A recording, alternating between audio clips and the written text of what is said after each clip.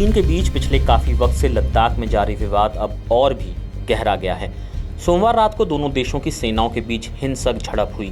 इस झड़प में भारतीय सेना के अफसर और 2 जवान शहीद हो गए हैं। ये घटना तब हुई जब सोमवार रात को गलवान घाटी के पास दोनों देशों के बीच बातचीत के बाद सब कुछ सामान्य होने की स्थिति आगे बढ़ रही थी। भारतीय सेना की ओर से जारी किए गए आधिकारिक बयान में कहा गया है कि गलवान घाटी में सोमवार की रात को डी एस्केलेशन की प्रक्रिया के दौरान भारत और चीन के सैनिकों के बीच हिंसक झड़प हुई। इस दौरान भारतीय सेना के एक अफसर और 2 जवान शहीद हो गए हैं। दोनों देशों के वरिष्ठ सैन्य अधिकारी इस वक्त इस मामले को शांत करने के लिए बड़ी बैठक कर रहे हैं। लंबे वक्त से चल रही थी बातचीत की कोशिश।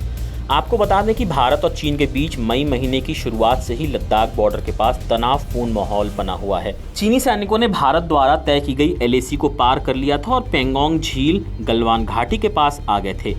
चीन की ओर से यहां पर करीब 5000 सैनिकों को तैनात किया गया था। इसके अलावा सैन्य सामान भी इकट्ठा किया जा रहा था। दोनों देशों की सेनाओं की ओर से लंबे वक्त से इस विवाद को खत्म करने की ओर कदम बढ़ाए जा रहे हैं।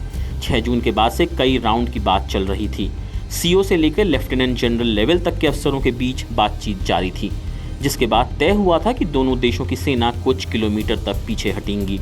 लेकिन जब से प्रक्रिया चल रही थी उसी दौरान दोनों देशों के सैनिकों के बीच हिंसक झड़प हो गई।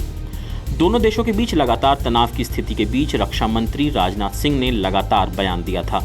राजनाथ सिंह की ओर से कहा गया था कि चीन के साथ सैन्य और डिप्लोमेट के लेवल पर बात की जा रही है। दोनों देश शांति चाहते हैं और देश का सम्मान झुकने नहीं दिया जाएगा। भारत की ओर से लगातार मांग की जा रही थी कि चीनी सेना अप्रैल से पहले की स्थिति को लागू करे, यानी अप्रैल से पहले जहां पर चीनी सेना थी वहां पर वापस पहुंचे। चीन की ओर से एलएसी रेखा को अलग माना जाता है, लेकिन भारत एलएसी को अलग रेखा तक लेकर चलता है। इसी को लेकर दोनों देशों के बीच विवाद होता रहा है। लगभग 50 साल के बाद ऐसी स्थिति बनी है जब एलएसी के पास भारत और चीन के बीच इस तरह की स्थिति पैदा हुई है।